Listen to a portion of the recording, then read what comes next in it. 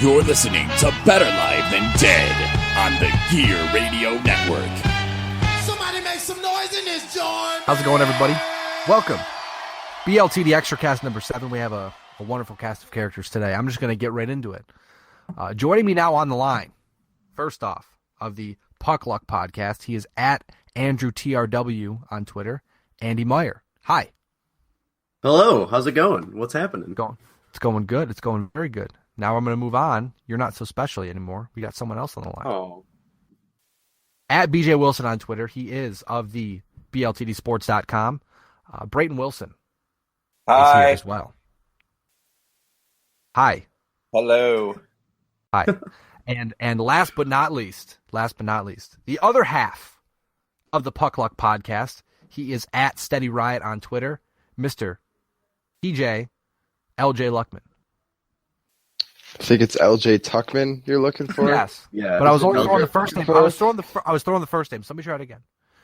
It's TJ okay. No. LJ Luckman Tuckman. Now on the podcast. You know how confusing There we go. that is? That's very confusing. No, everybody knows who I am now. It's great. Yeah.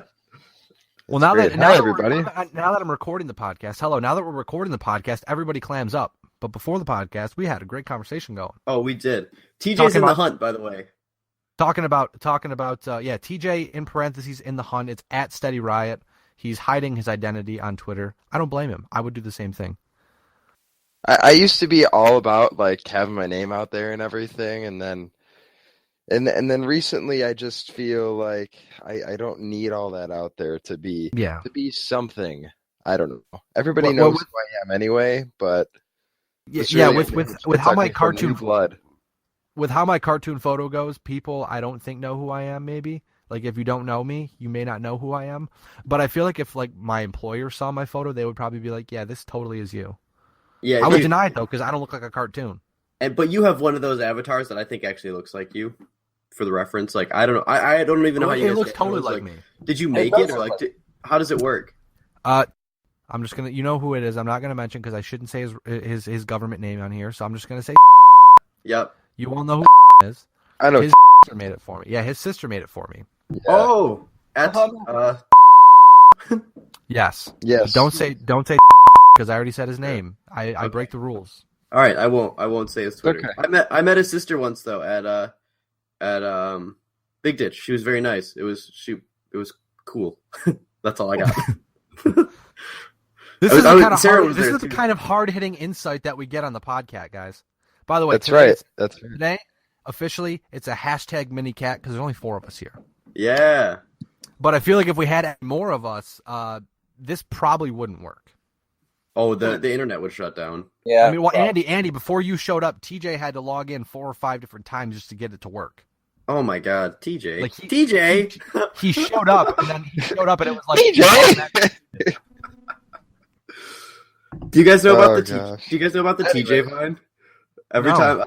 time, so Thomas Middleditch from Silicon Valley, which is an awesome HBO show. There's a clip on YouTube of like the Silicon Valley cast playing video games with Conan O'Brien, and TJ Miller is another cast member. There's a point during the podcast, or there's a point during the episode, where basically TJ Miller like kills one of the other characters, and Thomas Middleditch freaks out and he just screams TJ. So I clipped it, and now it's a Vine. And literally every time TJ does something noteworthy, I have it saved in my favorites, and I just rip it out. It's just TJ. Yeah. So Every I time. will link the Vine. So what you have to do now is you have to go on and you have to play it on your microphone so we can hear it on the podcast. Come on now. Okay, hang on. Give me a second. Come on now, he said. Oh, stay on this page. My favorite Vine of TJ's is still when he's got Tom Connolly and it's with Babwatch. Oh my what? God!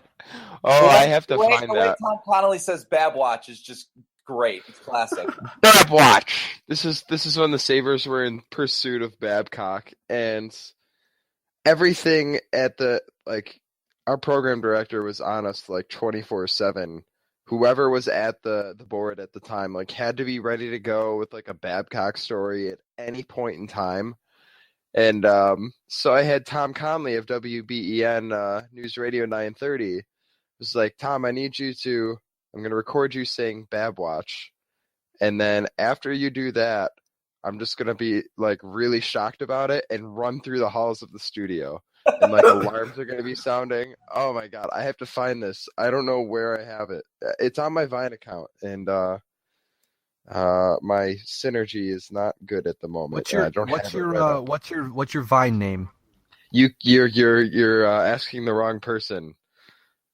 I don't. It's probably TLuck81. I'm gonna look for it right now. You're gonna have to give me time. Let's see I'm trying here. to find it because I have it liked on my page. So There you go. I found your Reddit submitted by you. That sounds about right. Well, hey guys, before we started this, just to give you an insight into the production that we put into this thing, Andy was discussing what he listens to while he takes a shower, which just so happened to be Brayton yesterday, which makes things so much more wonderful today. And then we were talking about TJ was watching. Where you least expect it. Yeah, exactly. Well, dude, I'll tell you what. No, Brayton, you think you're kidding? I was driving to Buffalo a couple weeks ago, and out of nowhere, you just popped on the radio, and I was like, "Oh, hey, I know that guy." I love when that happens. Like, I'm just sitting there driving along, and all of a sudden, I hear a voice, and I'm like, "That voice sounds really familiar." And it's like, "This is Brayton Wilson," and I'm like, "I knew it." I'll never forget the first time I freaked out when I heard a TJ sports update, because I was like, I know that guy, and then I started hearing Brayton ones because I was like, wow, that's a pretty good read. Like, who is that? I found LJ's Bab Watch Vine. Nice. Yes! Oh, come on. Uh-oh. Come on. I'm losing you guys. You guys you're becoming robots. No, we just all became quiet because we don't like. Oh, you. okay. Oh, We're waiting for Brayton to deliver the goods. Yeah, I can't even find. Bab Watch! Bab Watch! Bab Watch! Literally just me running through the hall. It's fantastic. That's Because amazing. there was no cubicles there or anything like that. There was like the day before they started ripping up the carpets, and I remember that. Oh my God. I have never been inside the Entercom studios. What would make you think that I have? Oh, shut up, Andy. That Vine brings you into Entercom, okay? We've got a TV guy in our hands now. Hey, what up? What up? Everyone's got all fancy jobs, and I'm just some guy. I'm just some guy podcasting. You know, I've you hustle. I've showed up in the news studios once for a job. He has. Yeah, I was TJ. We tried to get TJ hired at the old. Oh crap! I just said where I work. Well, we tried to get TJ hired at the old. I can probably go back and bleep that out if you'd like me to. Yeah. Can you? Yeah. I'm gonna write That'd down. be swell. I'll take I think it was like 20 minutes in. Well, I don't know. I'll look for it. It's been 41 minutes since I started on here. Anyways, we tried to get TJ a job where I work as the web guy, and it totally fell through, even though he got an interview. And then they just did one of the worst things that anyone can do, and they just never called him back. Yeah, it was. They ghosted him. So they ghosted him. Yeah. I was talking about this last night. I know it keeps coming up. TJ and I were kicking it last night. Like, when did this happen? How long ago did this job interview happen? Oh, this was like 6 months ago. I was going to say a little over 6 months ago. So it's still fresh. It's still a fresh. Yeah. It's good. I got a different job, but yeah, a better job. I wouldn't say that, but A job's a job, though, right? That's Amen, yeah, brother. That's where we're at. Amen to that. Well, hey, speaking of jobs, guys, I'm gonna be looking for a job in Buffalo soon. I think. That's Really? cool. I think I'm Dude. coming out to join you guys. Okay, Nice. I will. You I will will what? put out feelers wherever I can. Why did everybody get quiet? Yeah, that was a good question. I was trying to speak, but then it got all robotic, and then I thought I was cutting someone off, so I didn't want to. Oh, it's okay. So I guess if you just get really quiet, we'll assume we're robots, and we'll just wait for you to keep talking. Okay. That's fair. The cool thing too is if I move to Buffalo, we could like do this more often in person and stuff. Hey, That'd be yeah, that'd be sweet. Plus, gentlemen, Andy has offered up his services to maybe do some video casting, but it's really hard to video cast when I live in Rochester. Yes, It is. sir. I have My editing setup right now is ridiculously awesome. I'm currently sitting at a desk next to a 40-inch TV that I use for preview. Nice. I just want to man. wear a suit and a bow tie all the time. You got it. And shorts, but I have to wear shorts though. With it. Like under a desk. We can make this work. Yeah. We should do a Christmas video cast and all wear ugly sweaters. Yeah. Speaking of ugly sweaters, I picked up one of the 26 shirts ugly sweaters because it's fantastic. Oh, yeah? I didn't even know they had them. Yeah, you can order them. You can order it in a sweater because I was like, they should really sell the ugly sweater design in a sweater. And then I went on. It's like they sell sweatshirts of it, and I'm like, well, hell, I'm gonna buy one. Yeah, they sell the hoodies and sweatshirts and because the design is fantastic. Oh, that's awesome. I'm gonna look it up right now. All right, so it's 10:45 podcast world time. I'm trying to get my phone unlocked. I want to talk about some hockey. I do that all the time. I'm always like, I'll say in the podcast, I'll be like, it's Thursday, and then I'm like, wait, no, it doesn't matter because you're not listening to it on Thursday.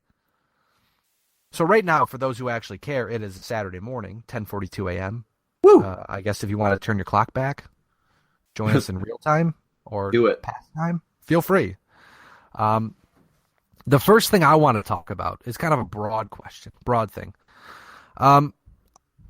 Now, I saw with the hockey news, they kind of stole my thunder here because they came out with a goaltender issue, and then in the goaltending issue, they talked about this problem. But it's a big problem in the NHL today. With the way that the rules are set up, like how the NFL kind of coddles their quarterbacks, are the NHL rules set up so goaltenders are made to be great? Because I'm not too sure, and this is something we can also discuss, but I'm not even sure how many great goaltenders there actually are.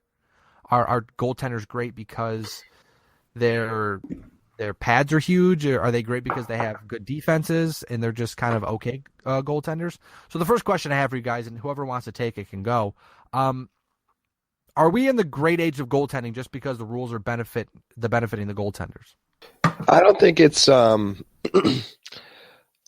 rules driven. I think it's I think there's a lot of different things that help that contribute to that. I think it's coaching, the way coaches coach, trying to protect goaltenders. I think that's a big part. I think another part is just how big the equipment has gotten that they wear. Nobody's afraid to step in front of a puck anymore like they were. Like years ago, Al McInnes could have taken a shot from the blue line, and not a single goalie wants to get in front of that. Now you have goalies that are more than willing and capable to get in front of shots from Ovechkin if they can stop them.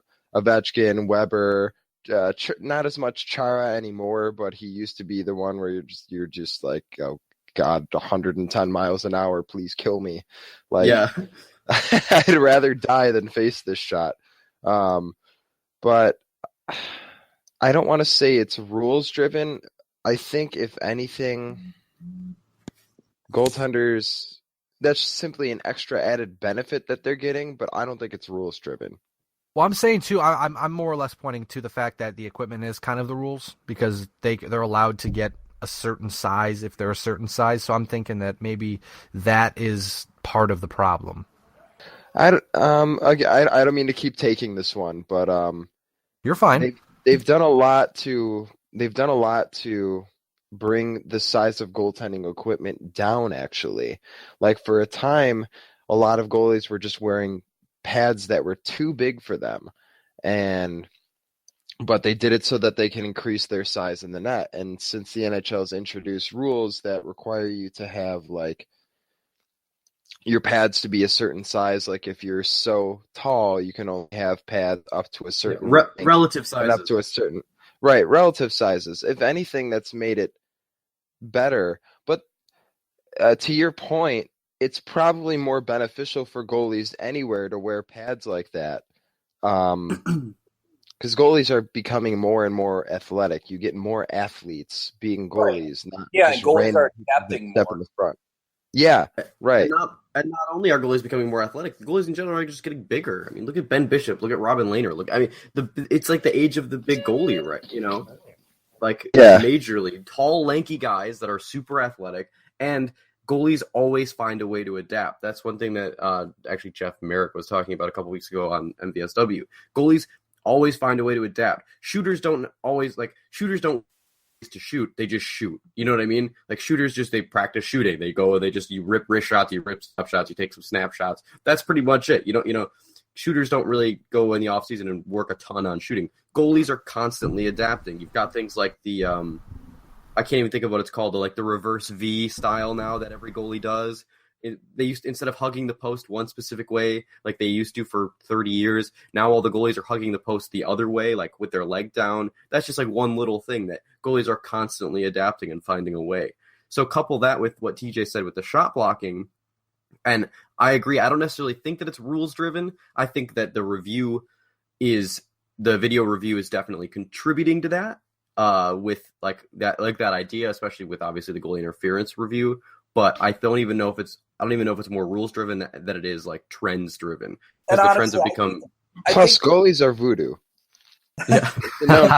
And I think that they're probably going to make the goalie pads even smaller than what they are right now. But I mean, goalies, as Andrew said, are just learning to get used to what they're given. So I mean, eventually, hell, if you give them soccer pads, just make them wear shin guards or something like that, and only shin guards in net. They'll still adapt. They'll find a way to make themselves bigger in net. And, I think that goalies are doing a great job of learning how to be accustomed to the changes. So it goes along with coaching, and it goes along with, how they're training every day outside of the rink. So the question I have for you guys now is, how many great goaltenders do we have in the National Hockey League today? Well, I still think you do have your upper echelon of goalies in, you have your Henrik Lundqvist, who, are usually hovering around a 920, 930 save percentage. Tuukka Rask used to be part of that, but he's had a couple, he's in the middle of his second down year, and I don't know if that's just Boston's defense and their forwards don't defend as well anymore. Their team's getting he's at 903 right now. Yeah, I don't know what's happened with Tuukka. Pekka Rinne's been having last year he was good, but he's been having a down year this year, and I would consider him one of the top goalies. I would consider Brayton Holtby to be one of the next best goalies. He's having Brayton Holtby. I picked him up fourth overall in a fantasy league this year because I thought Washington was just so good, and he's just going to pick up wins left and right. I didn't think he'd be this good. Oh yeah, you have to admit though too that he's also a benefactor of a pretty good team around him as well. Absolutely. Not to downplay him. I agree. I think Holtby's been on this steady rise. Again, another behemoth goalie. He's got his legs are crazy long. He's big too. But he also, the thing about Holtby, one thing to keep in mind is that he faces some of the lowest shots, I believe, of any goalie in the league. I'm not sure though. The one thing about Holtby that I think is very important too is the fact that he has Mitch Korn. I actually just talking about the Hockey News goalie issue. There's a really good article about Holtby and Mitch Korn and their relationship, and how Mitch Korn has turned him from a good goaltender into a great goaltender. And for me, just for the sake of argument, I say it starts with Carey Price and Henrik Lundqvist, and it goes down. Yes. I'm not Corey Crawford has the hardware, but I'm not sold on Corey Crawford being a great goaltender. I think that he's like Tuukka Rask, for instance, can make the jump and be a great goaltender, but you can tell, like you said now, when his team is not as good, he's not as good. I'll throw out one more name there that I think is not a bigger goalie, but I think he's having a phenomenal year, and he's just coming into his own, is Jake Allen from St. Louis. He's made some incredible saves this year, and he's kept the Blues in a lot of games when really the Blues have been, they've been all right, but not great. But he's been a monster. Okay, guys, without looking it up, because I have it in front of me, and it's super surprising. Okay. Henrik Lundqvist is number 1 in the NHL in save percentage at .937. Can you guess? And I'm asking you this because it's someone you wouldn't expect. Can you guess who is number 2 at .935? I would guess it's Jonas Enroth. He's been having a good start, but he doesn't have enough. He doesn't have a lot of starts. It's not. This person has a good chunk of starts. That's why I brought it up. It's not some freak like 4-game sample size. 16 games. 16 games, huh? Yeah, I would have never guessed it. Is it think now. It's not Mike. Give me a hint. It's not Mike Condon, is it? No, it's not Mike Condon. I mean, Okay. I can give you a hint. The hint plays for Sabres rival. It's not James Reimer, is it? It's James Reimer. Yeah, that makes I knew he was having a good start to his season. I didn't know he was doing that Yeah. well. Wait, he just got .935. hurt. He's just coming back from getting hurt, I think. No, he just got hurt, I believe. Again? Last He got night, hurt again? No, last night, because last night in Rochester, Jonathan Bernier started in Rochester, and the backup goaltender for the Marlies was I believe, The Zamboni he was the Zamboni driver from the Maple Leaf Gardens. Oh wow. my God. Yeah. Well, What? he's obviously they put a rink back there, so he's the guy that does that now. But apparently, that's who they called up because they needed a guy in Toronto to be a backup goaltender. So yeah, things are going well in Toronto for sure. Yeah. Wow. When you have your starting goaltender and you're trying to find a way to get him to play better, so you send him to the AHL on some bogus conditioning stint, which apparently you can do that now because he wasn't hurt. He was just ineffective, and I never knew you could just send a guy down past waivers due to ineffectiveness, but fun to know. I didn't I know wanna that talk either. about That's really interesting. Grigorenko, so that's odd. I see that all the time. No, you're right, though. I see that all the time now where people just send him down for conditioning stints, not off an injury. Just, we're going to do it. Montreal just did it with Jared Tenorti. Yeah. And Really? But with the conditioning stint, that's only there's a timeline, right? There's like there's a 14 couple games games or something like that, right? 14 days. Oh, They said Bernier there is you going go. to start, I think, 5 of 7 and then come back up. But I mean, Jesus. if he's bad, he's bad. I mean, it's not going to change. It's not going to be like sprinkle magic dust on him, and he's going to be a great goaltender all of a sudden. But yeah, going back to the argument real fast before we move on to the next topic, I guess this is just my way to say I'm not really a fan of Corey Crawford. I guess that was a small argument. Yeah, you can say the same thing Corey about Crawford, John Quick too. Yeah, Jonathan Quick and Corey Crawford, I think they're good. Like if they needed to carry their team, absolutely they could. But like I see last year what happened with like when you see what happened with Chicago, where Corey Crawford had like just a complete meltdown and forgot how to hockey, and they put the backup in and he was fine. And then you put Crawford back in, and Crawford was fine, and they were great. And, Crawford. Yeah, That's the thing about Crawford is he's usually consistent towards the better than average level, but then he goes on these horrifying stretches where he's just awful, and he kind of needs a kick in the pants to just be like, hey man, you can totally be better than that. You just need to take a seat for a while and then watch somebody else do it just as fine, and then come back and justify your 6-year way too much money contract, and everything's fine. But I think, all kidding aside, I think Corey Crawford's a lot better of a goalie than people give him credit for. Like people think he's just carried by Chicago, and I think he's actually a fine goalie. I think he can go. I don't think he's great. I think he's good. Yeah, but I don't think he's great. I think he's more than competent. I'll put it that way. I definitely think he's more than competent. I mean, yes, you can make the case like, Antti Niemi won a cup with Chicago too, but like, I mean, he gets the job done when you need him to. Antti Niemi was also good for a number of years. And people rip on Corey Crawford's glove, and I don't see that as an issue at all. He lets in goals consistently across. He lets in goals in the same spots. But every goalie tends to have their bad stretch, and I mean, it seems like Crawford always has a bad stretch at least once a year. Yeah, but I mean, besides that, I mean, he keeps Chicago, alive. He plays well in the playoffs. He's shown it consistently, and besides last year, the first round last year, he was bad against Nashville, but then after that, he played really well throughout the rest of the stretch. But I mean, Crawford's not a bad goalie. He's not great, but he's good. I'm of the thought process that a coach is as good as his goaltender, and a goaltender is as good as his defense. I can get behind that. Yeah. I like that. I like that philosophy. What's happening? I'm hearing Rick Jenneret. What's happening? Yeah.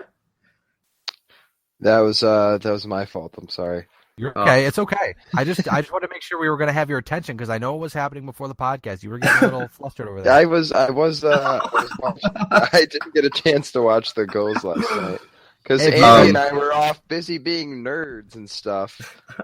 Super uber nerds. I mean, that's kind of what we're doing right now too. You know, we're sitting. We're but sitting like different kinds of nerds though. Like it was. You're playing music. You're playing music. Yeah. Though. That's not too bad, guys. Yeah, but he was playing saxophone, which is cool, and I was playing tuba, which is the opposite of cool. If we ever started a ska band, you'd have to have a tuba in the ska band because oh my god, I think I'd die from how like awesome that is.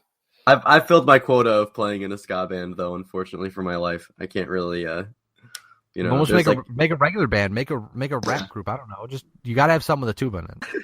I would love to. Play. I've got the itch again now. I didn't play for like 6 years, and then I picked it up again this past week to help.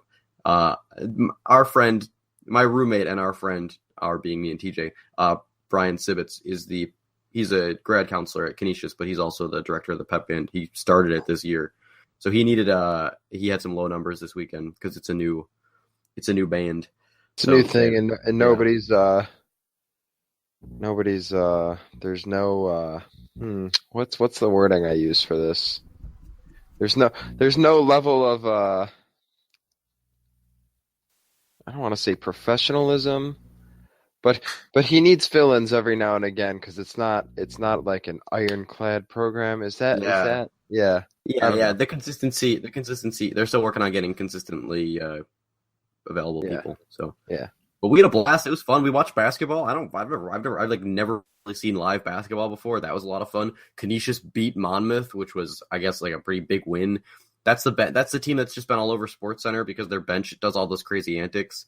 So the student section was getting real rowdy, calling out the bench and everything. It was a lot of fun. It was a good game. I would definitely suggest if you're in Buffalo, head out to a Canisius basketball game. I mean, the Harbor Center. Fun. Yeah, the Harbor Center hockey games are fun. Obviously, going to see Canisius play hockey at the Harbor Center, but swing over and check out a basketball game. They're pretty good. I had a lot of fun. I don't know. Harbor Center is go to a Buffalo Buttes game. I have to go to one. I still haven't gone to one. I was going to say I still have yet to do that because they typically play on Sundays, and I'm typically busy Sundays. I went to the most recent game where they were down 5 goals and then scored 5 goals, and it was like 7-6. You mean the highest scoring game in NWHL history? Yeah, it was madness. Yeah, biggest comeback too, 6-1 and then 6-6. That's crazy bones. Yeah. What was the atmosphere like? Was it crazy in there? It was nuts. Like it was really dead. It was really dead after like they were down 6-1, and all of a sudden it was like, okay, a goal, and I'm like, cool, they scored, and another goal, and I'm like, oh, whatever, and then another goal, and I'm like, is there a thing happening right now? And then they just wouldn't stop. They just wouldn't stop. That's awesome. You never think you're going to be there to see that, and then it happens, and you're like, did that really just happen? I was bummed, though, because I thought overtime was going to produce a winner either way, and it didn't, which... I mean, that's the one thing, like, with the NHL, too, without going too far into it, because I want to talk about the Sabres. I'm getting the itch to talk about the Sabres, but the one thing that bums me out about the 5-on-5 or the 3-on-3 5-minute overtime is that it's not long enough. Like, it's just... it produces enough opportunity... But you're like, I want this to. I don't care if like the Sabres lose or if the Sabres win. I just want the game to end here because I really don't like shootouts anymore. Yeah. I think what they should do, and I think they should do what the AHL does with the 5-minute 4-on-4, and then they do like a 5-minute 3-on-3 and then the shootout. But I think instead of doing the 5-minute 3-on-3 then shootout, just do 3-on-3 until someone scores. I hate the idea of somebody's gonna score eventually. Yeah. The problem with that is the NHLPA is that they won't be very happy with the players because you'll get the first time a player gets hurt playing a 15-minute 3-on-3 overtime, then that's when it'll get killed. And you guys got to think about the broadcasters too. I mean, there's deadlines here. A game has to end within a certain reasonable time limit because of commercials, things like that. That's just the nature of the beast. I mean, you guys. The question both produce the games, but what were you gonna say, Ryan? I'm sorry. The one thing I wonder in the playoffs, is it 5-on-5 overtime or is it going to be? I'm assuming it's 5-on-5. I'm going to guess it's continuous 5-on-5. I would prefer to have 5-on-5 in the playoffs. Yeah, I'm just gonna groan. I'm just gonna continuously. I just want like exciting hockey, and I don't want to watch All-Star Game to have to get it.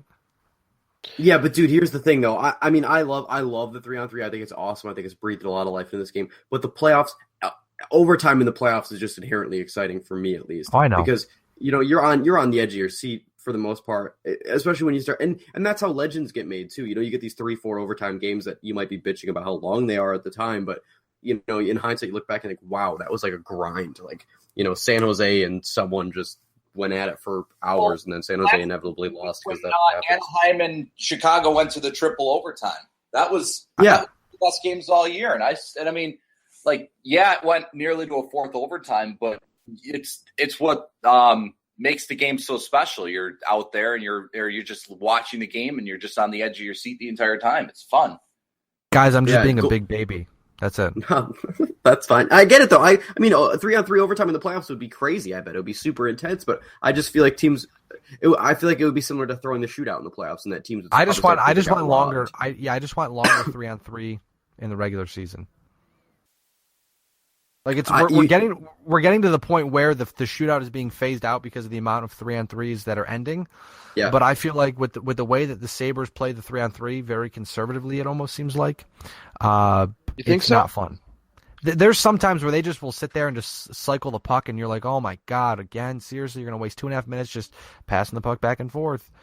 Like the last time they were on 3-on-3 in overtime, they played phenomenal. But the first couple times it was like, dude, what are we doing? I think you could really, really cut down on that, and bear with me here. You could really cut down on it being conservative if you didn't start Brian Giunta. And now that you mentioned that, I'm gonna I knew that would be a good segue for this. I knew that would be a good segue for this. We'll talk about Brian Giunta in just a minute, but speaking of players, speaking of Sabres players who are just on the tip of everyone's tongue these days, Tyler Ennis. Question I have for you guys. Is his style of play going to play himself off of this team? Now, he's got, for the Sabres, 44 goals in the last 177 games, so he leads that leaps and bounds. I mean, he's been the best player for the Sabres the past 2 seasons, hands down. This season, he ranks 13th of 22 skaters with a 45.9 Corsi IV percentage. Now, like I said again, the way that he likes to make the play go through him, like he likes to handle the puck, will that end up being his downfall with this Buffalo Sabres team? I don't think it should be. I think you have to find the right mix of players to where he can do that comfortably. And I think the best way that you're going to do that is to reunite the Zemgus Girgensons, Tyler Ennis, Matt Molson line. That line worked really well as a first line. And I think if you reunite them, I think all of their styles kind of mesh together to where they can all go together and be effective. And I think that'll help Zemgus a lot. He's had trouble finding a way in this system. I think that'll help Ennis the most because, like you said, he's a guy that likes to carry the puck. And it's that style of play wasn't working with Ryan O'Reilly, who likes to carry the puck.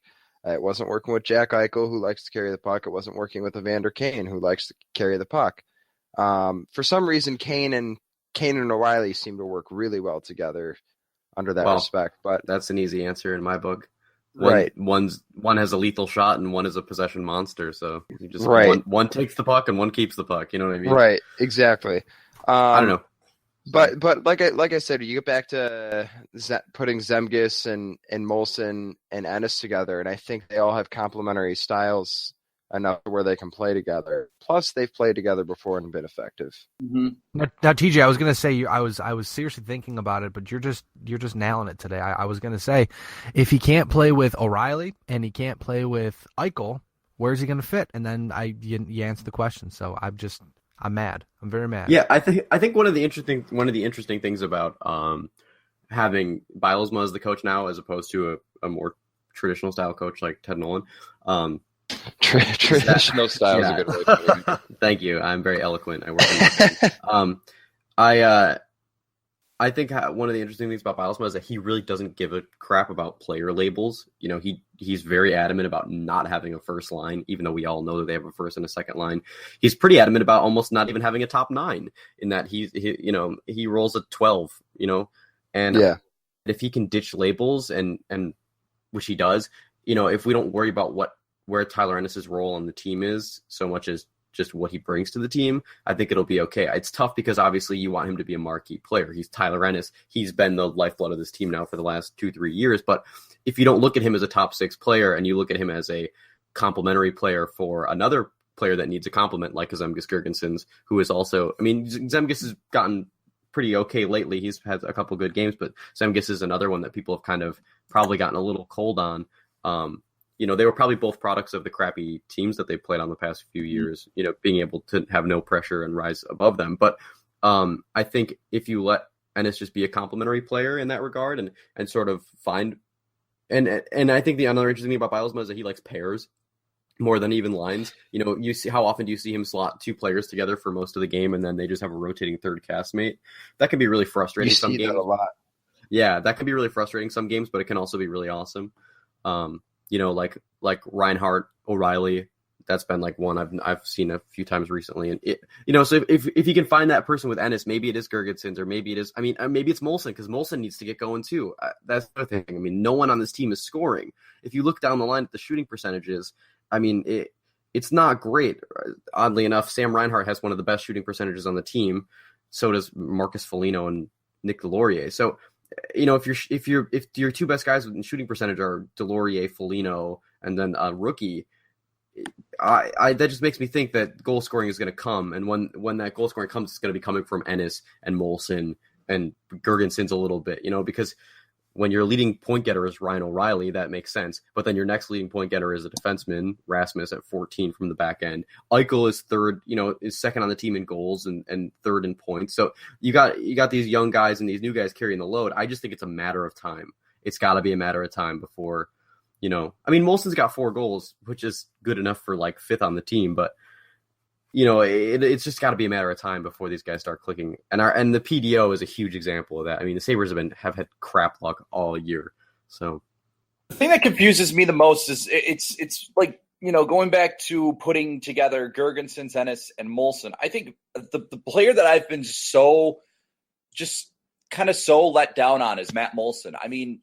Matt Molson's the type of player, you park him right near the net, and he's the guy that just goes, gets the loose pucks, puts in the rebounds, and he's kind of not playing that role on this team under Dan Bylsma. He's not being put in front of the net. I think where he needs to be on the power play is right in front, where he's there getting loose pucks, he's there getting those rebounds and putting them in the net, and I just am so frustrated seeing that. But I think that when he was playing with Ennis and when he was playing with Girgensons, he had that opportunity because he knew just get to the net and be there, because Ennis is going to throw shots on net. Girgensons is going to push that. He's going to take the puck to the net. And if Molson's just there waiting for the puck to come loose, that's what he needs to do. That's his bread and butter area right there. I just think that he needs to get there. He just needs to play that style of hockey again. I don't know if he's trying to do too much, or I don't know if Bylsma wants him to play a different style of hockey. It's frustrating because Matt Molson is being paid $5 million to be a goal scorer on your team, and he's not scoring the goals, and he's not playing the style of hockey we know that he can play. Now, the thing about it is that you guys are very good at this hockey talk stuff, because I had a question I was going to ask a little later, but now that we're on the topic and we're kind of pushing that direction, I'm going to ask it now. You mentioned, everybody's mentioned Girgensons, Molson. I'll add a couple more, Delorier, Larson. People that have been struggling that we saw last year that obviously they may have had a different role, or I know like Larson had a bigger shot to show what he could do, but we all know that there's the potential there for him to be a decent bottom pair or bottom line, third, fourth line guy. Is it Bylsma's system that's holding the guys down, or do you think that the depth is just proving to not be good enough for this team? It's definitely a depth issue. Mm-hmm. Because outside of the opening night lines that you see, I mean, I think you can see it in Rochester, and just I mean, I haven't been able to watch any Rochester games, but the biggest thing I'm seeing is that they're constantly being outshot. The goaltending hasn't been quite as good. I think one big problem with, the Sabres finally being good again is that they're finally bringing up all their young talent. It's just that they're leaving their cupboards very bare. Mm-hmm. Mm-hmm. And you got Larson up, and Larson was a big part of Rochester last year.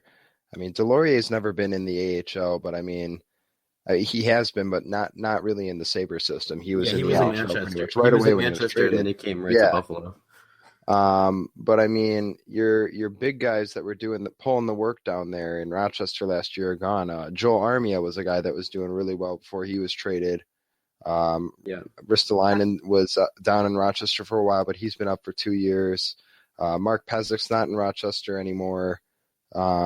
Jake McCabe's not in Rochester anymore. So I think a big problem is your depth to the point where that they sent back Tim Shaler, and now they're calling up they just called up Cal O'Reilly today. Cal O'Reilly, yeah, I saw that. Captain. Yeah, Cal O'Reilly is the captain. That's right.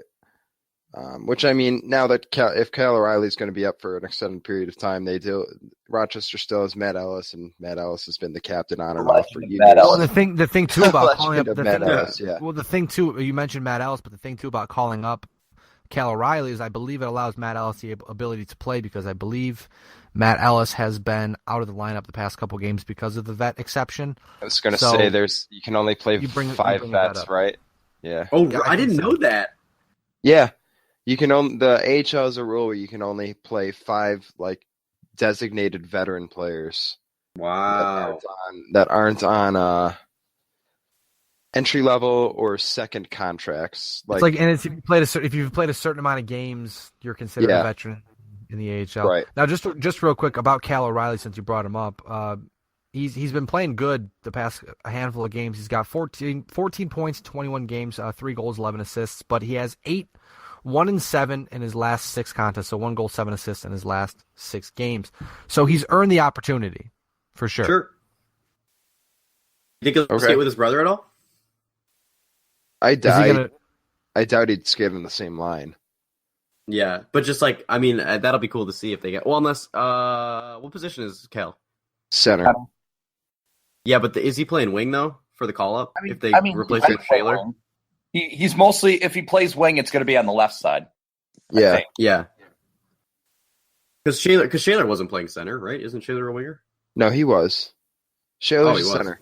Yeah, Shaler's a center, and he was rotating. He had a rotation going with Larson and Legwand, I think, at center. So I think, yes. Right? Yes. Is that right? Yeah. Okay. I think you're right there, TJ. Yeah.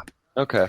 The one thing that confuses me the most about the fourth line this year is maybe it's because we just haven't been seeing it happen, but it doesn't seem like Nick Delorier is checking anybody this season. Not like he was. It seems like this system is having him abandon his game to maybe be something he's not, which I feel like that might be the same way with Johan Larsson, where it's Nick Delorier does lead the team in hits, though. He has 69 hits. Nice. That's a good fact drop right there. That's a good pull. Yeah. I was like, where are you going with this? It was perfect. It was perfect. I couldn't believe it. I can't believe how seamlessly you were able to do that. That was great. That's the reporter in him. Yes, it's I just don't know. Maybe one of these days, I'm just hoping that there's something that comes up with 69, and then in my sports update, I could just pull it out. A big night from Kobe Bryant in the NBA, scoring 69 points against the Raptors. No, what you have to No, you have Twitter to will just blow up. You have to say a nice night from Kobe Bryant. You have to sneak nice in there. But no, that's how you do it. Don't be obnoxious about it. A nice night from Kobe Bryant. Is he? Yeah. Oh man, that would be great. I hope Steph Curry does that now or something, because Kobe can't score 9 points, let alone 69 these days. Yeah, fair enough. But I feel like Delorier and Larson may not be as good as advertised in this system, at least. I don't know. I think with Molson, it's just like you guys said, it's struggling to find the consistency. I think the same thing with Ennis too. I mean, Ennis, he's talented. I'm getting sick of him just because it's irritating. It's less sick of and more irritated with, I guess, because you know what he can do, and then when he's not doing that, you're just like, the hell's your problem? But I also think that his upper body injury that he decided to play through, which, good for him, I guess, if it makes him feel better. If you have an injury that's that bad that it's making you play worse, you probably shouldn't try to play through it. Like we know like you guys saw the photos. Evander Kane goes out and scores a goal, and then after the game, he's in a walking boot, and they're like, he's playing through injury. But Tyler Ennis goes out and plays 17 minutes a night and can't get a shot on goal because something's wrong with him. It's like, maybe you should decide to shut it down, and finally, thankfully, he did.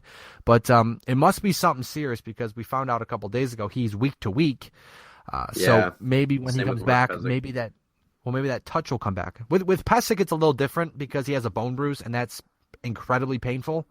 Oof. But we don't know what the problem is with Ennis. But hopefully, when he comes back, he'll be Ennis of old, and he'll score some goals and start to make some plays because it's just been tough to watch. Another thing that I've kind of noticed about Tyler Ennis, it seems like this year, and I hate the term like squeezing the stick too hard, but Ennis now, this is kind of a theory I've had. Like the Sabres have for the last 3 seasons leaned on Tyler Ennis and pretty much traded away everyone else that he used to dance with. Now there's a lot of expectation on the Sabres from both in the locker room and outside. And this is why I thought it was so unfair to call the Sabres a playoff team this year, or honestly even think about the Sabres as a playoff team. One, because they're not deep at all. Any injuries, they're not injury sheltered at all. But two, they need time to gel and figure out how to win and figure out how to, I know figure out how to win sounds stupid, but figure out how to play the game together. They're 26 games in, right? 27 games in this season. 26 games in. So granted, that's a good chunk of time, but that's still a little over a fourth of the season. So this team still needs to figure out how to play together and gel together. And honestly, O'Reilly and Kane and Eichel and even Reinhart to an extent are kind of sheltered from this theory that I have because they weren't here the past few years. I think Ennis is so high right now on trying to score goals and continue to be a leader and show a marked improvement that it just seems like he's trying way too hard. They force the play a lot. Ennis forces the play a ton. And I think that's why his turnover numbers are probably higher this year. I haven't looked into it, but I would guess his turnover numbers are probably higher this year. He's shooting into skates and players all the time. He's forcing passes. The first 15 games, there was a pass first mentality that was just blowing my mind. Because it was you shoot the puck, guys. I know it sounds cliche and old-fashioned, but when you're trying to figure out chemistry, just shoot the puck. Just get it on net. Because it just seems like Ennis specifically just seemed like, okay, I have friends now. I graduated now. I'm in college as opposed to before when I was in high school. You know what I mean? I have all these cool new friends, and this is awesome, and I'm coming into my own now, and there's a lot expected of me. And he's just totally dropped the ball. And I think once he relieves it, and probably playing through the injury had something to do with that too, because of the pressure that he probably put on himself. So this is all theory and a bit of narrative sprinkled in too. But no, I think you're onto something. With the thought of we've seen all of our Twitter friends, our favorite noted jerk Joe Yurden even pointed. I remember him saying, maybe Ennis is just essentially squeezing the stick because he's not scoring. He's playing through injury. He knows the expectations are ridiculous. He sees everyone else performing and not him. And he's like, what am I supposed to do? And he's just trying too hard at this point, which is, like I said, I think it's kind of dumb. This is just my personal opinion. I think it's dumb to play through injury. If you know you're hurt and your play is suffering, just you have to do what's best for the team. Taking yourself off the ice is probably the smartest thing to do. Again, like I said, you see Evander Kane play through injury, and you're like, hey, it's cool. So I guess it's kind of, I guess I'm just shoving my head up my own ass here when I'm talking about it because I don't really know. I'm saying it's cool for this guy to play through injury, but this guy, no, he can't do that. So who am I to decide that? But I'm just saying, it does seem like whatever he's going through is serious enough to cause his game to be not as good, nowhere near as good as it's supposed to be. And again, it could be and he could just be pressing a lot, and he just decided, maybe if I take some time off and relax, I'll be okay, I'll be better.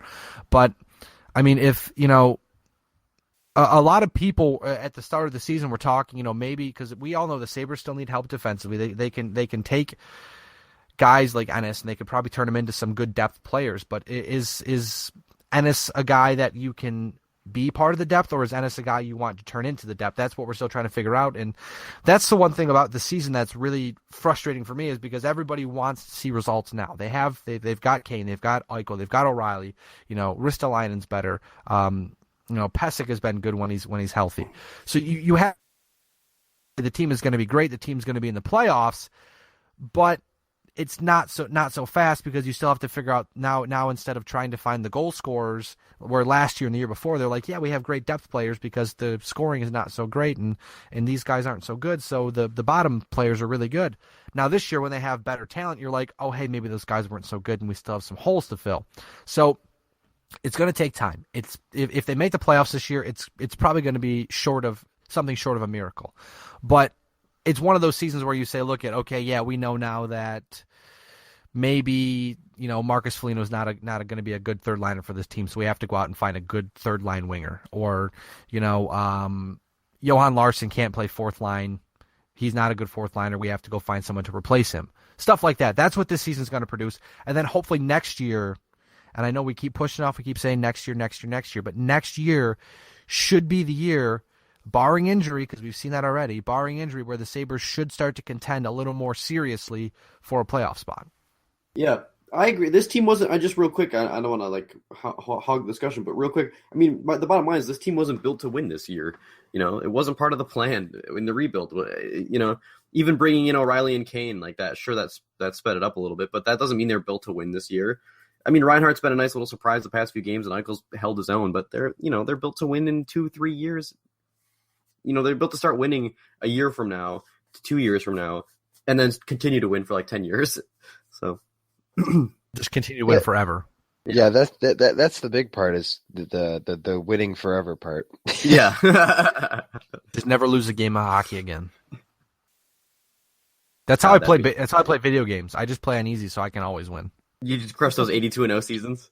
I've actually in football in Madden 13, I think I've won like 212 straight games. I don't mess around. Don't get it twisted. I don't mess around. I stopped playing my Be a Pro in NHL because, like I said, I don't buy games now, so I have like NHL 13 still. I stopped playing my Be a Pro after 28 games because I scored like 75 goals. Yeah. Dude, I had to be a pro, and I've actually never had to be a pro like make it to the NHL because I've never gotten that far. I want to play the OHL, and then I don't ever finish it. But I had something like 130 goals in an OHL season, or like something ridiculous like that. Like, my brother always asks me, he goes, "Why do you play on easy?" I'm like, dude, if I want to be challenged by something, I'll like go do something I've never done before in my life. I won't play a video game. Fair enough. If I'm taking time to play video games, I'm going to have fun with it. Yeah, that's a good point. I'm gonna look at my list here, hockey talking stuff now. Can I bring something up that I wanted to? You can bring up whatever you want to bring up.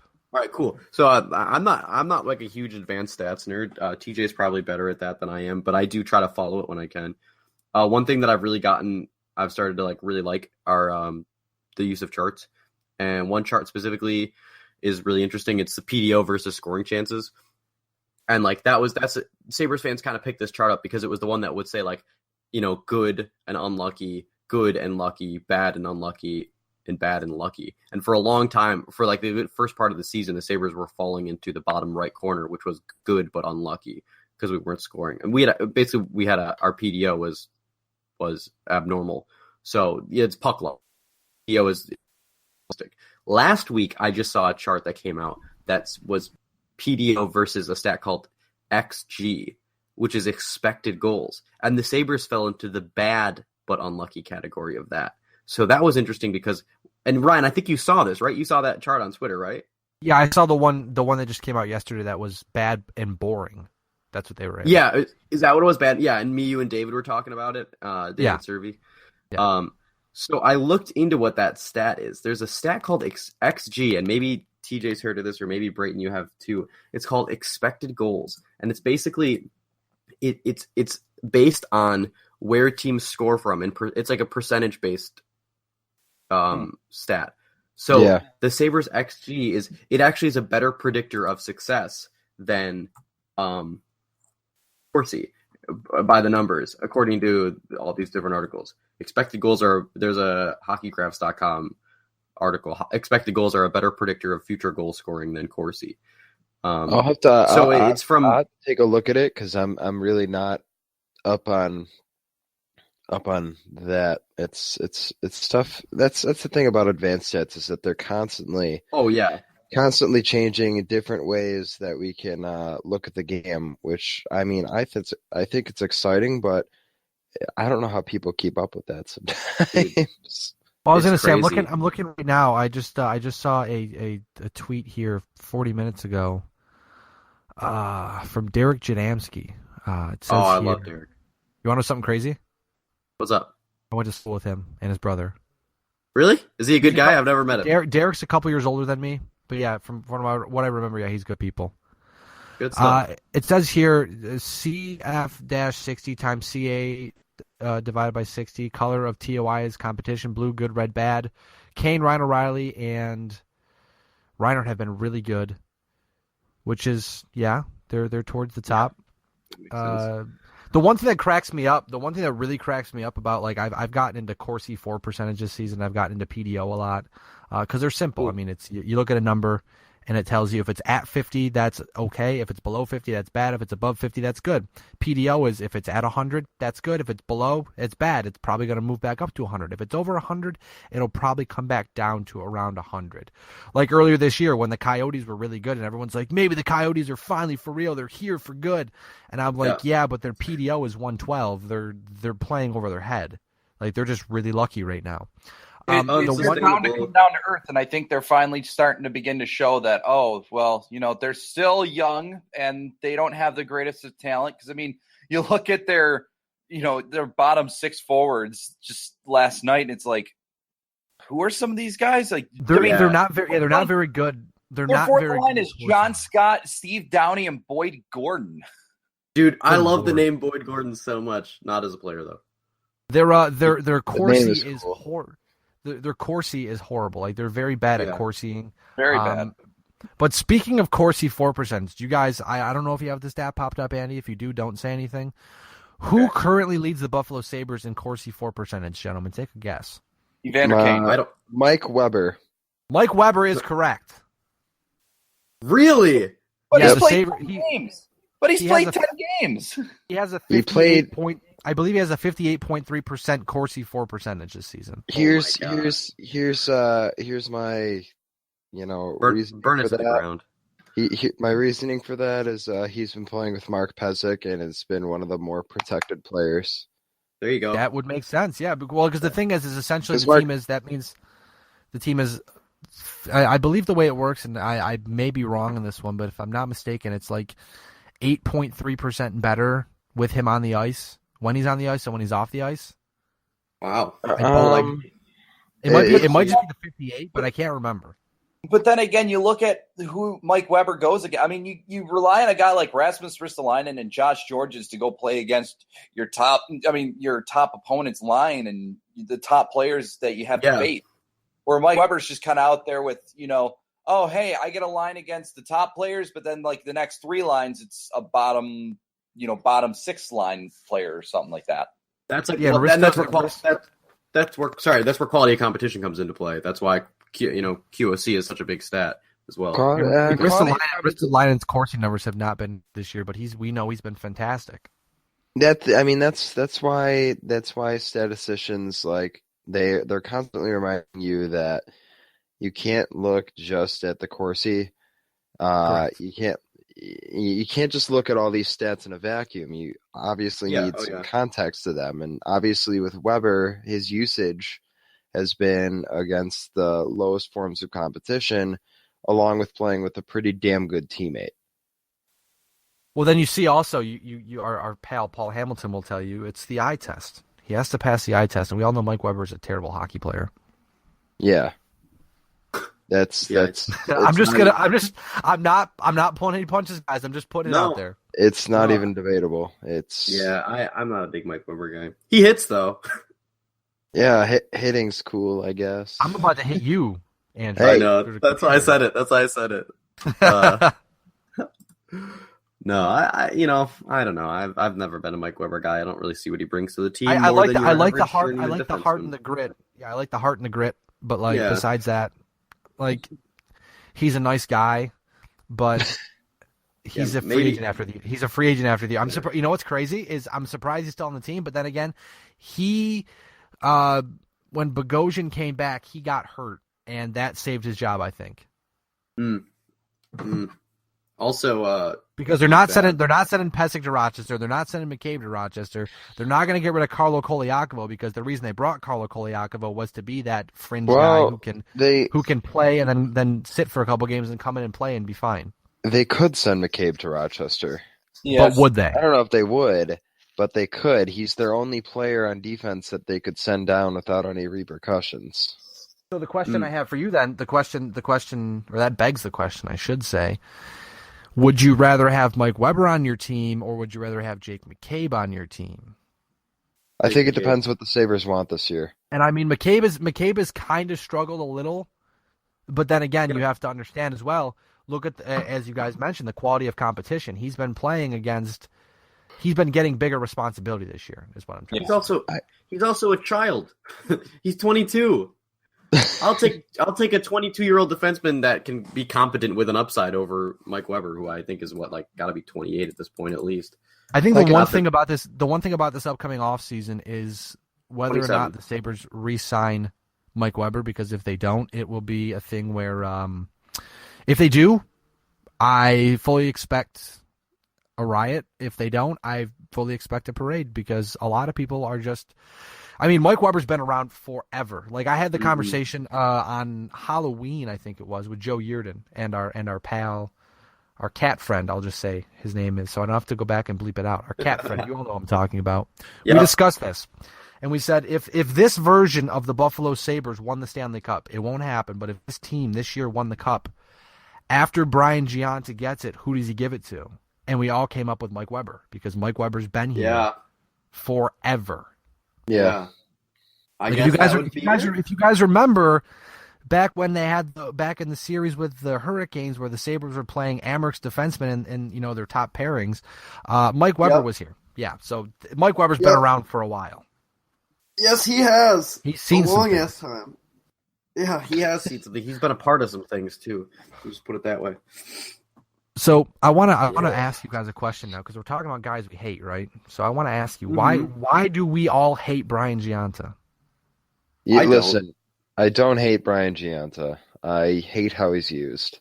Right. Yeah, that's fair. Yeah, I think he gets too much ice time. I think he gets way too much ice time. Yeah. I think Dan Bilesma trusts him a little bit too much, and I think agree. He gets too much time in the penalty kill. He inexplicably gets power play time, and he's out there in some of the most important situations, and I can't wrap my head around why that happens at all. Another thing about Giunta is he just never gets off the ice. Last night, I counted at least 3 or 4 times where, he's on a line with Eichel and McGinn.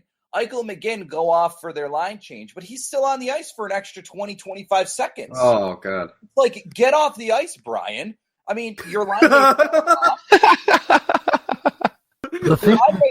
off the ice, Brian. The way you said that was too good. The thing I wonder is, does he get a lot more responsibility because the Sabres may lack the guy they would put in Gianta's role? They lack. That might be true. I guess the captain thing, I'm not buying. Like, he's the captain, so he deserves. No, I don't buy that. You earn your ice time. We all know, guys. We all know who the real captain of that team is, and it's not Brian Giunta. I don't want to Mike take Weber? it away from him. No, wait, hold on. Before we make it's right. You're talking about Ryan O'Reilly? It's Ryan O'Reilly. Before we make any jokes, I totally disagree with that. I think Giunta as captain is still perfect for this team. I think it's a hockey player. He's not there anymore. I guess I'll rephrase that then, TJ, for you, just for you. TJ. Thank you. I feel like the Buffalo Sabres' next captain is on the team now. We all know who it is. Yeah. Jack Eichel. Ryan O'Reilly. I know. It's or O'Reilly. Mike Weber. Mike Weber probably, actually. Okay, so here's the thing though. If it's it's Ryan O'Reilly, then is it a disappointment then in 4 years when Jack Eichel isn't the captain and Ryan O'Reilly's the captain? No, because I feel like what Ryan O'Reilly brings to the table for this team is exactly what you want in a captain. Like, Okay. I think Eichel will have a letter, but I don't think. I mean, Eichel maybe he'll be the captain. I don't know. But Well, I no, feel you're. like, I'm just trying to think. Ryan O'Reilly's also 6 years older, so there will be a good solid 6 years. Where I mean, Eichel's I know gonna Ryan be, O'Reilly has had. yeah. I know Ryan O'Reilly has had a little bit of a checkered offseason with the leaving the scene of an accident. We still have yet to see that come to an end and see what the Sabres may do with that. But I mean, on the ice, he seems like the guy for the team. I'm not sure off the ice because I have no idea, but on the ice, he seems like the guy that can lead this team. And like I've said, I mean, I said that I know people agree, disagree. Some people said the same thing, but it feels to me like with O'Reilly and with Eichel, there's the Drury and Briere back again. Like you have the guy who is the heart and soul he'll run through a wall for you, literally and figuratively. He'll run through a wall for you. I know I got great jokes. But O'Reilly's that guy, and then you've got Eichel. Oh, that was good. I didn't even pick up on it. Oh, that was really good. Sorry. You're welcome. The rest of the peanut gallery is silent, so Everybody's just guffawing at me right now. it was a Ryan O'Reilly run through a wall joke. Oh, okay. He drove Ryan a truck O'Reilly. through a wall, Guys, let me try it again. I'll try it again. We'll do this again. Okay, 3, 2, 1. Okay, guys, with O'Reilly and Eichel, the Sabres have their Drury and Briere back, and I say that because O'Reilly is the guy who will run through a wall, literally and figuratively. The second time it comes around, and I'm still just like, okay. Just face palming. See, this is the problem with being friends with TJ is that he's the literal worst. I'm the worst when it comes to finding things. I don't find any of you funny at all. You all suck. Yeah. Thanks. It's not even true. I love you all. Yeah. Appreciate that. So I think if we all get together, Ryan, then TJ TJ can just be the drag of the group. Everyone's laughing, and TJ's like, that probably could have been funnier. Oh my god. Your guys' jokes lack heart and grit and compete. Oh man. I don't like you guys. You guys barely know me, but you know me too well. I've only ever hung out with TJ once. It was at Sabres development camp, and I thought TJ was going to die. I was sicker than a dog that day. Oh my god! The first time he walks over and he just goes, "Hey guys, what's up?" Weird. That was the day of the Mega Podcast. Yeah. I think I'm gonna die. I gotta go. I'm like, well, I could barely talk. I haven't met Brayton and Ryan. We've only hung out like once, right? Yeah, I think once. That's crazy to me because I feel like I know you guys so well. I know it's wonderful. I tell you what, that's why I keep saying, man, I want to move to Buffalo because I feel like I have so many. Like I told Sarah last night on Twitter, I was like, you know what, like Buffalo feels like home to me because all my friends there feel like family. I don't know why. It just feels that way. Dude, that's awesome. And in Sarah and Joe Yearden, you would have immediate like city tour guides, like, hey, do this cool thing, do this cool thing, do this. Oh yeah. Also, real quick, can I just I want to just give a shout out to Joe. Like, we're so lucky in this market to have a dude that writes for NHL.com who interfaces with the fans and like is an awesome guy who will come out. He's like a friend and like a Sabres nerd as well. Like he comes out to like hang out first and like do Sabres stuff second. Like with the Twitter and Twitter people, and like he's become such good friends with like you, Ryan, and like Sarah and a bunch of Twitter people. Like I've only met Joe like 3 or 4 times, but he came and saw my cover band play once. Like Joe was a really, really good dude, and it's cool to see that in an industry where it seems like a lot of the dudes can be not good people.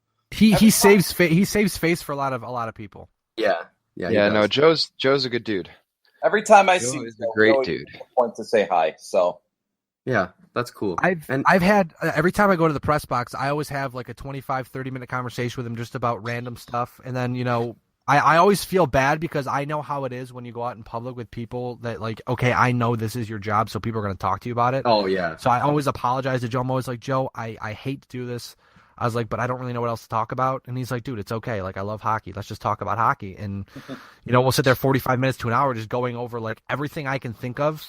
I'll just try to pull something out of him that I haven't learned or I don't know, or maybe hey, I'm on the fence about this. What do you think? Like the talk about the cup, like that was just something that randomly came up in my head that day driving to Buffalo, or that weekend driving to Buffalo. And I was like, I wonder what they think.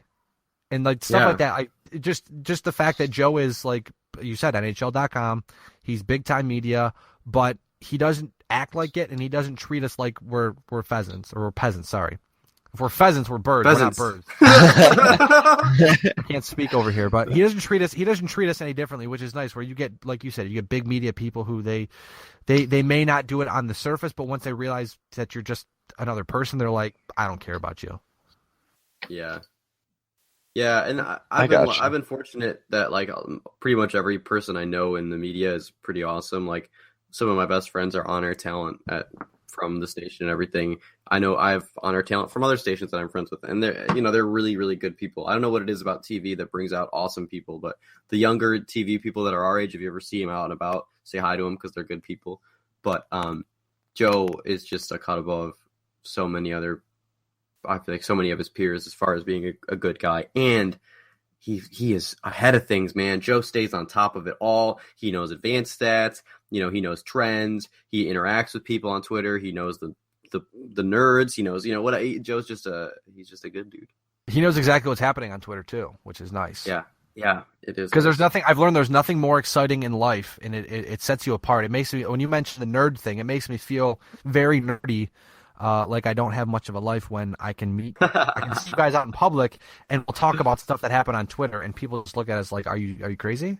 Yeah, TJ and I we went after we played in the pep band. My roommate, me, TJ, another one of my roommates, and my roommate's friend all went out we went to Pano's and got a bite to eat. And we were talking, and like midway through the conversation, I leaned to TJ and I started talking about that XG chart and the thing, and you could just hear the dead silence from the rest of the table, like what, like this is what are these idiots talking about? What is this conversation? Like, totally hijacked the conversation to talk about PDO and like, so it's just funny to have that. Like, I don't know, it's cool. It's cool to be able to be on this level of talking about stuff because of Twitter. It's a lot of fun. Now I have two more things. We got to wrap this up fast. We're taking this long, but it's okay. We're having fun. We're enjoying ourselves. I got two more questions for you guys. First off, man, we got to do this again. We can do this as much as you want. The first time, once it happens once, and we know how awesome it is, we can do it more. It's like, this is a gateway podcast. This is a gateway mini cat. Gateway mini cat. Because the mini cat leads to the mega cat. That's how it works. That's how gateway things work. Yeah. Anyways. TJ and Andrew, you both got to show up for the next mega cat. Brayton, you're a robot. Yeah, he's a robot for me too. I just got really excited and became a robot. But yeah, Andy, next time we have a mega cat, we'll get everyone together and we'll have an agenda so we don't, because last time it was like 8 hours because we just hung out, had some beers, talked about everything. Also, my microphones didn't work, so we'd have to maybe someone that has some producing knowledge can maybe, because I don't know what I'm doing. So most people that can just like say, hey, this is what you're supposed to do, and we can do it that way. Or get real microphones and a real board, and we can do it that way. But I don't have any of that equipment. But the question I have for you guys, first off, is do you have any problem with the whole John Scott All-Star Game voting, I guess, controversy, if you want to call it that? All right. No, I'll come. Is TJ talking now? Oh, sorry. No. It's. I was gonna go with something, but if you got something, I'll lead ahead. off, and then you can say the actual good stuff. I have no problem with it at all. I couldn't have less of a problem with it. I don't mind it. I think it'd be awesome if John Scott was in the All-Star Game. It's a fan vote. Let the fans have this funny thing. Like, I don't mind it at all. It'd be funny seeing John Scott out there for a 3-on-3, like derping around, whatever. Like, I have no issue with it. I mean, maybe I would feel bad because it kind of feels like we're making a joke out of John Scott, but he's a smart dude who, he's found a way to stick around in the NHL for as long as he has. I think I loved Vote for Rory when that happened, even though I was younger. I think it'd be awesome. I don't know. I have no qualms against it. The All-Star Game is for children. The point of the game is for children. That's who it's marketed to. So, like, this is a fun, goofy thing. And not that little children aren't going to understand the John Scott part, but, like, don't take the All-Star game seriously. You know what I mean? Like that's my big thing. So if this is a microcosm of not taking the All-Star game seriously, I'm all about it. Okay. That's okay. My biggest thing with it, and you alluded to this, is how does John Scott feel about it? Like the one thing I have a problem with is that it's basically public ridicule for a guy who's in the league who, yes, his niche in the league is kind of a dying role. But at the same time, like you also said, John Scott's a smart dude. He knows his place in the league. So, I mean, I think he understands a joke when he sees one, and this is most certainly a joke. But at the same time, the All-Star game itself is a joke. So to me, it doesn't really, to me, I want to have as much fun with it as I possibly can. And this is a fun way of doing that. But I mean, if John Scott was a bad sport about it, I'd kind of feel bad because like he didn't ask for that, Yeah. Plus now I feel like I'm ruining his weekend vacation. Yeah, I mean, no, if he wants to go and he's happy with going, let him go. But like, I'll just let Brayton go and then I'll throw my thoughts in. no, I think I made my point pretty clear when I wrote about it. I'm going to go against everybody and say I think this is just stupid. I think that fan voting should just be taken out all in general.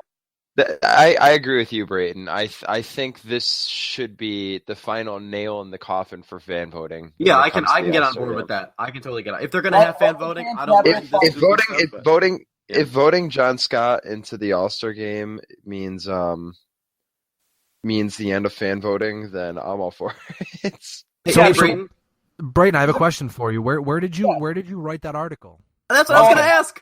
I wrote it at this new sports site that is willing to take on some writers. Whoever's listening to this podcast are willing to take on some writers. It's called BetterLiveThanDeadSports.com. BLTDSports.com? BLTDSports.com. Yeah, Better Live Than Dead Sports. I think I may have heard of that place before. I'm not too sure. I don't know where I've heard of it, but I mean, it's pretty rad. Thank you. It's pretty cool. It's pretty rad. Hey, anybody out there real quick too, who wants to write about the NWHL? Let me know because I'm looking to expand. I just thought about that. I'm looking to expand, get a little more interesting content on the website along with the stuff we already have. I'm waiting for the one person that wants to come write about like crochet or something or cricket or something. Dude, you know what? I'm of the thought process that if anybody has a great idea and they can write about it and be passionate, I don't care what it is. That's a good idea. That's a good viewpoint to have. I'm down for whatever. Brayton, I agree though. I think it's pretty stupid. That I mean, if they're gonna have fan voting, I'm all right with this stuff. I'm all right with this like goofy like fans bonding together to make a weird thing happen. But I would be pro non-fan voting. I completely hate the idea of John Scott being in, just because the fact that the NHL is just changing so much to go away from fighting, and then the fans are voting in this goon that has had a history of just wanting to go out and take people out. And it's like, come on, just why would you even think about voting for a guy like this? I get it. He's 6'8". He's an elephant on skates. And you're going to want to see that in a 3-on-3 tournament. That's going to be really fun when he's going to try and keep up with guys like, I don't know, Patrick Kane, Jonathan Taves. I mean, it's going to be an embarrassment. It's not going to be fun to watch. It's an embarrassment.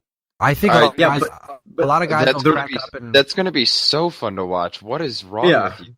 A lot of guys will laugh and it'll be funny and it'll probably make the highlight reels of Sports Center and whatever. But I do agree with you guys. If this means the death of fan voting, I'm down with it. I mean, if the NHL wants to say, hey, these 25 players are going to go and we're going to split them up, but you get to pick the teams, I think that would be cooler. Like if they say, here's the pool of players we have. We need to fill up 7 teams or 8 teams or 9 teams. We'll say 9 teams. So we're going to do 27 players. We're going to do 9 teams, and we're going to do a round robin, but you guys get to pick the players for each team. So you can get PK Subban playing with, I don't know. Offensive defensive team. PK Subban, Shea Weber, and Erik Karlsson. Weber's the defenseman. There you go. You give me something like that. Like that would be cool to watch. Can a team of offensive defensemen defeat a team of forwards? Can I don't team know. of goalies defeat a team of offensive. That I want to see because I don't know if you guys saw a couple weeks ago. The Stars, obviously really good, are now having fun with hockey. In practice, they had, I think it was Kari Lehtinen went against Tyler Sagan in practice with tennis ball hockey, and Sagan was in net, and Kari Lehtinen in full pads was trying to score goals on him, which I thought was hilarious. So maybe we get something like that where we have. Wait, I don't know. I amend my. I take Shea Weber out. I don't want a defenseman on that team. I want 3 true offensive defensemen. I'm putting Klinberg in there instead. Dude, I like I said, those are the great ideas you should have. This is what you should be doing. That's fun. That's exciting. That's hashtag fun. You know, come on, let's do it. Hashtag fun. I'm one of those guys. I'm one of those guys where I'll just start hashtagging stuff. I don't even care. I do it ironically. Oh God, you're the best, Ryan. Thank you. I like to have fun with things. Last question. It's good for my hashtag brand. Okay. Last thing for you guys. When Robin Leonard returns in net for the Buffalo Sabres, how do you think that affects the current ebb and flow of Ullmark and Johnson? Ullmark goes down. Yeah, Ullmark's got to go down. Ullmark's going to go down. Yeah. 2 weeks ago, I would have told you, I think that there's a chance Johnson's going to get waived, but with the way Johnson's been playing lately, it would just be smart to send Ullmark down, let him get the ice time in Rochester and play well in Rochester. Hopefully, you hope that once he gets sent down, he's going to keep playing well. But I think that it'll be better for Ullmark's game that he goes down and then Leonard and Johnson take the load here. Yeah, you gotta keep thinking on a macro level. You know, Ullmark, it's been great to have him up here, and maybe a little sooner than everyone expected. It's been awesome to have him up here to get the experience. But he's so young, you know, and goalies take a long time. He's got plenty of time to play in Rochester. I mean, obviously Lehner is the goalie of the future, but maybe Ullmark comes up in a couple of years and gives him a run. So I think that on the macro level, you got to think about Ullmark's development. So. Yeah. TJ, do you have it? TJ, do you have anything, TJ? They pretty much hit it on the head. For a time, I was actually wondering if what would happen is a situation similar to what happened with Patrick Lalime and Jonas Enroth. But more and more, it's looking like that won't be the case. Because Johnson's been holding his own. Yeah. He had a really good November.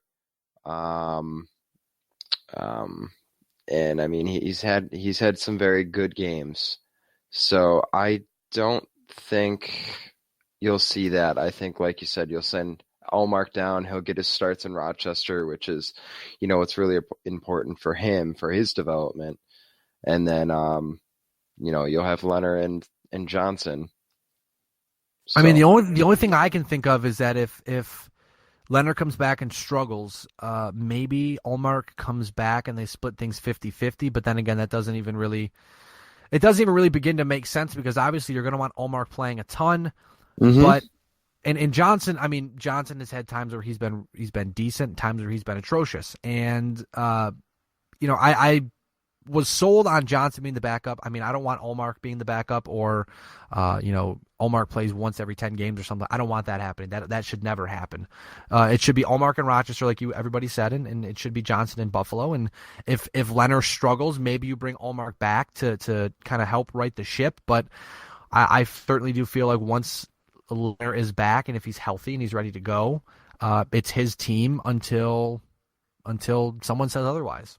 I think that next year, Chad Johnson's probably going to go to free agency, and that will open the door for Ullmark to be the permanent backup here in Buffalo. And I think it'll help out, you know, the situation. It'll alleviate the situation next year. I know it's tough this year, but I mean, pending injury, it's just best keep Ullmark in Rochester, let him play a majority of the time, and then just have Leonard show what he can do up here. And then next season, you address the goalie situation. I mean, it's not great. It's not great long term to have, you know, if you have Leonard and then you have Ullmark as the 1A, 1B. But if Ullmark is good enough to be that 1B, where if Leonard has a bad stretch of games, you know, if the puck is just finding its way by Leonard, you can put Ullmark in for a stretch and Leonard can take a couple games off and it's seamless transition. I mean, that's ideally what you want. But I mean, if Allmark can develop fast enough where he can be the backup next year full time, maybe, say they split things like Dallas is doing, where they have two decent goaltenders and they're both playing a lot, but it's working out. Like if you can make that happen in Buffalo, I'm for it. I don't think. I think we're going too soon in bringing Allmark up as the full-time backup. Yeah. I mean, kid's only 22, right? Is that right? 23? 21? Let's see. I think he's 22. Either way, I mean, Yeah, he's 22. to me that seems, he's a fifth-round pick. He needs all the time he can get to get used to the North American game. I mean, I think you're rushing him too fast if you're already considering him to be the backup, the full-time backup next year. I think no matter what, I think Chad Johnson's gone, but they're going to look for a full-time backup in free agency rather than bring somebody up from Rochester. I think they want Allmark to get all the starts he can get. I would certainly look. I'm trying to find it right now. Who's going to be a free agent this offseason? 2015-16. Try hockey's kid. Who are free agents again? It seems like nobody ever goes to free agency that's relevant anymore. They don't know. That's how it always works. Long-term deals. Yeah. Backup goalies don't get long-term deals, though. No, that's a good point. Fair enough. So Apparently my phone is just not working now all of a sudden. Oh. I tried to watch. I saw a video. I went on Twitter real fast just to check to see, make sure we didn't miss anything that was going on. And I saw a video about a butt punt where a guy punted the ball and some dude just kicked him right in the ass, and I thought it was hilarious. And I tried to watch it, but then my phone froze, so it was too much of a good thing. I got to ask this real quick of you guys. I had this discussion on our radio show on WBNY on Monday. Steven Stamkos, if he gets to the trade deadline and the Lightning figure they can't get a deal done, or they may not be able to get a deal done, do they try and trade Steven Stamkos before July 1st? I think you have to. You have to. Yeah, I mean, if it's in the season, if it's before July, if it's after the season, I think I would just wait. Yeah. Throw a bunch of money at him, especially if you're like a team like Toronto, who can throw a bunch of money at him. Because if you trade for him and then he signs elsewhere, then you just gave up assets to have a guy for a week or two. Yeah, I think if he makes it past the trade deadline and he's not signed, then I don't think anybody's trading for his rights.